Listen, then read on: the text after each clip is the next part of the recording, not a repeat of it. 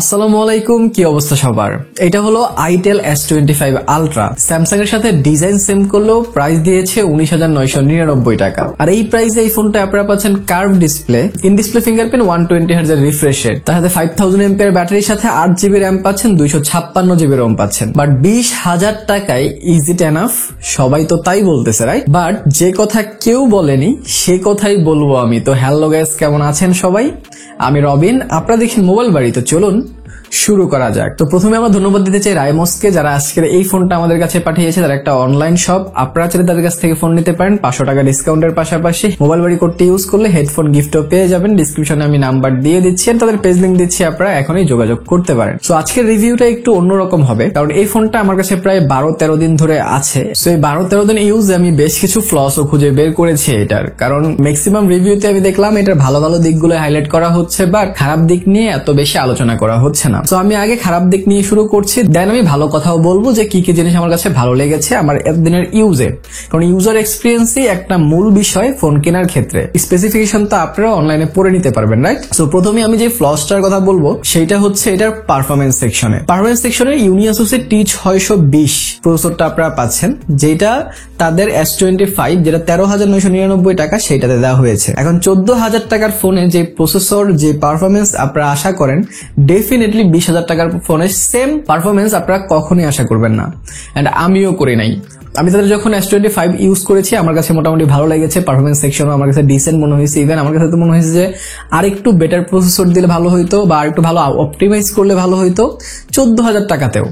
আর 20,000 টাকায় যখন আমি সেম জিনিস পাই, ডেফিনেটলি আমি এখানে ডিসঅ্যাপয়েন্ট হয়েছি। যদিও আমি এটাতে গেমিং করেছি, আমি বেশ কিছু গেমিং এক্সপিরিয়েন্স আপনাদের সাথে শেয়ার করছি, আপনারা দেখতে পারেন যে এটা গেমিং এক্সপিরিয়েন্স কেমন দিয়েছে। প্রসেসর যেহেতু ক্যাপাবল না, এত ভালো এক্সপিরিয়েন্স আপনারা পাবেন না, বাট ডিসপ্লে কার্ভ হয়, সিমেট্রিক্যাল বেজেল হয়, খেলার একটা মজা তো আসবে, বাট এক্সপিরিয়েন্স ভালো না হওয়াতে বেশিক্ষণ আপনারা খেলতে চাইবেন না এটাতে, কারণ ফোন গরম হয়ে যায় যদি আপনি আধা ঘন্টা 1 ঘন্টা গেম খেলেন। তার সাথে এটা ল্যাগ, ফ্রেম ড্রপ কিন্তু দিবে। এখন অনেকেই আমাকে বলেছেন ভাইয়া ফ্রি ফায়ারের বেশ কিছু সেটিংস যদি টুইক করেন তাহলে আপনি একটা ভালো এক্সপিরিয়েন্স পাবেন। সো 14,000 টাকায়ও যদি আপনারা সেটিং ঠিক করতে হয় এন্ড 20,000 টাকার ফোনও যদি আমার সেটিং ঠিক করতে হয়, তাহলে ভাই এই প্রসেসর আমি ভালো কাতারে রাখছি না। কারণ এর চেয়েও নিচের প্রাইসে মার্কেটে অলরেডি G100 প্রসেসর, যেটা হিলিওর, সেটা অ্যাভেলেবেল, যেটা এটা থেকে প্রায় 1 লাখ স্কোর বেশি করে। ভাই আমি এইটার বেঞ্চমার্ক এন্ড এইটার কত FPS পর্যন্ত পুশ করতে পারে আমি সেটার একটা কম্পারিজন দিয়ে দিচ্ছি G100 এর সাথে। আপনারা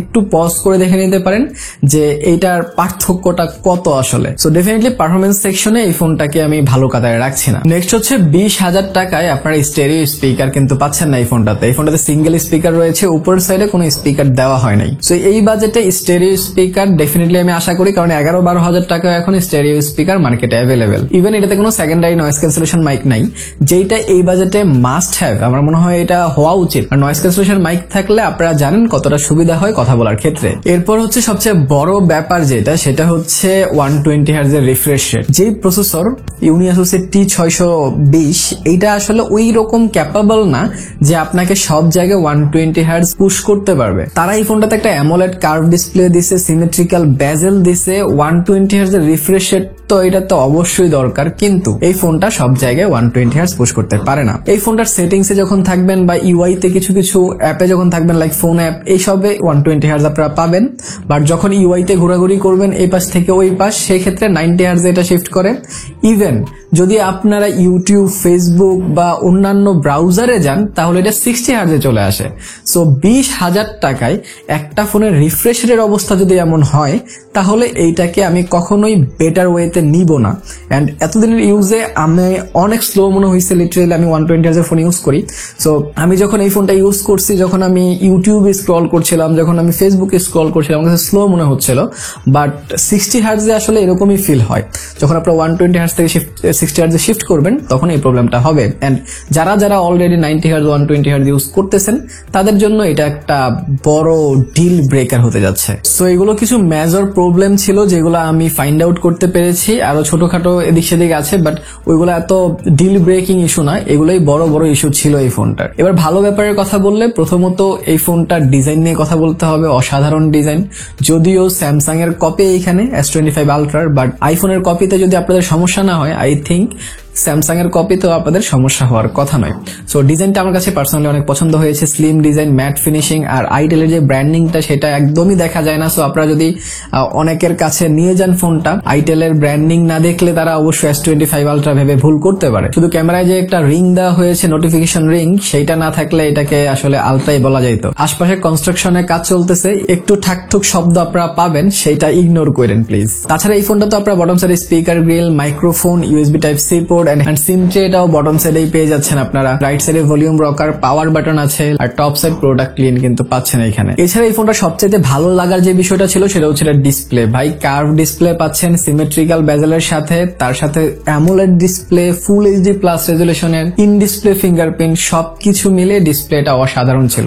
1000 নিটস পিক ব্রাইটনেস আর অ্যামোলেডের জন্য যেই কালার আমি পাচ্ছিলাম, পছন্দ হয়েছে আমার কাছে ডেফিনেটলি। আমি অনেক কন্টেন্ট দেখছি এখানে, অনেক ভিডিও দেখছি ইউটিউবে, ফেসবুকে, সো আমার কাছে কোনো প্রকার প্রবলেম মনে হয় নাই, খুবই ভালো লাগছে আমার কাছে। সো ডিসপ্লেটা এটার একটা প্লাস পয়েন্ট ডেফিনেটলি। এছাড়া ইন ডিসপ্লে ফিঙ্গারপ্রিন্টও মোটামুটি ভালোই কাজ করছিল, বাট আমি S25 যেটা বলছি যে এটা ফিঙ্গারটা যখন আমি সেট আপ করি, ফিঙ্গারপ্রিন্টটা নিতে একটু সময় নেয়, বাট একবার অ্যাড হয়ে গেলে আপনার ফিঙ্গারপ্রিন্টটা খুব ভালোভাবেই কিন্তু খুলবে, কোনো প্রকার সমস্যা হয় না, ডিলেও এত বেশি না। মোটামুটি ফার্স্টে আমি বলবো ইন ডিসপ্লে ফিঙ্গারপ্রিন্ট হিসাবে। তাছাড়া ফোনটাতে 8GB র্যাম দেওয়া হয়েছে, 256GB রোম দেওয়া হয়েছে। এছাড়া ক্যামেরা সেকশনটা আমি অ্যাভারেজ রাখবো। ক্যামেরা সেকশন আমার কাছে অনেক ভালোও লাগে নাই, অনেক খারাপও লাগে নাই। মেইন ক্যামেরা আপনার 50 মেগাপিক্সেল পাচ্ছেন, ফ্রন্টে আপনারা 32 মেগাপিক্সেল পাচ্ছেন। 14,000 টাকার S25 সেম ক্যামেরা ছিল, এটাতেও সেম ক্যামেরা দিছে।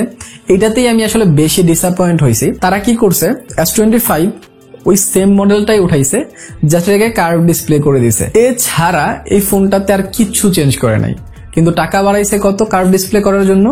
6,000 টাকা। মাঝে মধ্যে কোম্পানিগুলোর সাইকোলজি বা কোম্পানিগুলোর চিন্তা শক্তি আমি বুঝি না, তারা কি চায়। একটা ফোন সুপার ভ্যালু ফর মানিতে তারা লঞ্চ করে দেয়, আর একটা ফোন সুপার আনভ্যালু ফর মানিতে লঞ্চ করে দেয়, যাতে করে যারা ভ্যালু ফর মানির প্রোডাক্টটা কিনবে তাদের থেকে যদি কিছু টাকা কম লাভ হয়, যাদের কাছে আবার আনভ্যালু ফর মানি ফোনটা বিক্রি করবে তাদের কাছ থেকে আবার বেশি টাকা তুলে নেবে তারা। সো এটাই হয়তো মার্কেটিং তাদের, বাট আসলে বর্তমানে মানুষ বুঝা যায় যে আসলে কোনটা ভালো কোনটা খারাপ। এছাড়া ব্যাটারি সেকশনে আসলে 5000 mAh ব্যাটারি পাচ্ছেন, এটা ভালো জিনিস, বাট এইখানেও একটা জিনিস খারাপ লাগছে, সেটা হচ্ছে ফাস্ট চার্জিং। ভাই 18 ওয়াটের ফাস্ট চার্জিং পাচ্ছেন 20,000 টাকার ফোনে। আমরা এখন 33 ওয়াট তো অলমোস্ট সব ব্র্যান্ডেরই দেখতে পাই, বাট 20,000 টাকায় 18 ওয়াটের চার্জিং স্পিড দিছে। আমি যেটা বললাম যে S25 এ কিন্তু 18 ওয়াট ছিল, সো তারা ওই ফোনটাকে উঠাইছে, জাস্ট কার্ভ ডিসপ্লে করে দিছে, আর কিচ্ছু না ভাই। সো কি আর করার, এটাই বাস্তব। সো যারা যারা এই ফোনটা নিতে চাচ্ছিলেন, আমার মনে হয় আপনাদের রিথিঙ্ক করা উচিত। আমার কাছ থেকে তো 20,000 টাকা এটা রিকমেন্ডেবল না, বাট তারপরও যাদের শুধুমাত্র কার্ভ ডিসপ্লে দরকার আর কিচ্ছু দরকার নাই, তাহলে তারা এই ফোনটার দিকে যাইতে পারেন। বাট যদি আপনারা চান যে না ভাই এই ফোনটার অল্টারনেটিভ আমাকে কিছু সাজেস্ট করেন, তাহলে ইনফিনিক্সের হট 50 প্রো দেখতে পারেন আপনারা, ইভেন আপনারা টেকনোর ফোন দেখতে পারেন এই বাজেটে। সো ওইগুলো ডেফিনেটলি এটা থেকে অনেক বেটার ফোন, এন্ড ওই ফোনগুলোও কিন্তু আপনি রাইমোস থেকে কিনতে পারবেন এই সেম অফারে। তো আমি ডিসক্রিপশনে লিঙ্ক এন্ড নাম্বার দিয়ে দিচ্ছি, সেখানে গিয়ে আপনি যোগাযোগ করতে পারেন। এছাড়া যদি আপনারা S25 এর রিভিউ দেখতে চান, সেটা একটা ক্রেজি রিভিউ করছি, সেইটা দেখতে চাইলে এইখানে ক্লিক করতে পারেন। ভালো থেকে শুরু থাকেন, ভিডিওটা ভালো লাইক কমেন্ট শেয়ার সাবস্ক্রাইব করে দিয়েন। দেখা হবে পরে ভিডিওতে। টিল দেন, আল্লাহ হাফেজ।